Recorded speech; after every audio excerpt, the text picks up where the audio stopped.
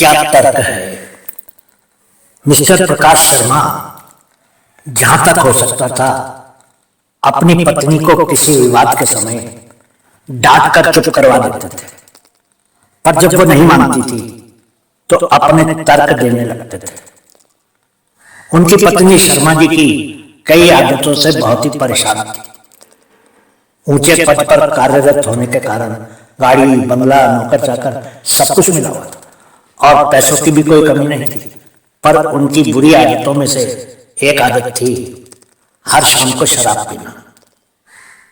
वो अक्सर बाहर से भी थोड़ी सी पीकर आते थे और फिर घर आने के बाद बगीचे में मेज लगाकर बैठ जाते थे और अक्सर ही अपने किसी मित्र को भी बुलवा लेते थे। उनके पास न तो पत्नी के लिए और न ही इकलौते बेटे के लिए समय होता था। दिन भर दफ्तर में और शाम को शराब की महफिल। देर रात तक शर्मा जी और उनकी पत्नी के बीच बहुत बहस होती थी। हालांकि यही सब देखते देखते उनका बेटा 20 बरस का हो गया था और मास्टर्स डिग्री के लिए पढ़ाई कर रहा था, पर उसमें कोई बुरी आदतें नहीं थी। उस शाम को जब शर्मा जी ने कुछ ज्यादा ही पी ली तो उनकी पत्नी ने उनको गुस्से से कहा, अब तो इस लानत को छोड़ दीजिए, बेटा शादी की उम्र का हो गया और आप है कि जैसे जैसे उम्र बढ़ रही है आपकी शराब की मात्रा भी बढ़ती जा रही है। शर्मा जी ने गुस्सा नहीं किया, लेकिन शराब के नशे में एक ऐसा तर्क दिया, भाग्यवान, तुमको तो मेरा आभारी होना चाहिए।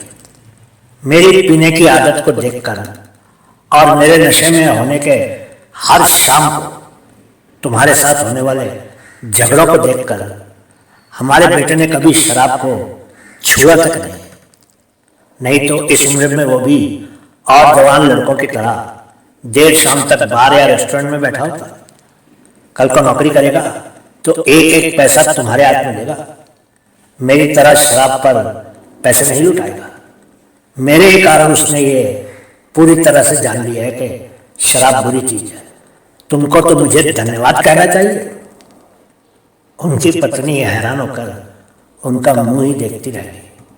शर्मा जी ने कितनी चालाकी से अपने तर्क के द्वारा अपनी शराब की लत को बुरा कहने के बजाय उसको बेटे और परिवार के लिए लाभकारी सिद्ध कर दिया था। बेचारी पत्नी जानती थी कि अब अगर उसने आगे कुछ कहा तो देर रात तक फिर से झगड़ा होने वाला था। बहुत बहुत शुक्रिया।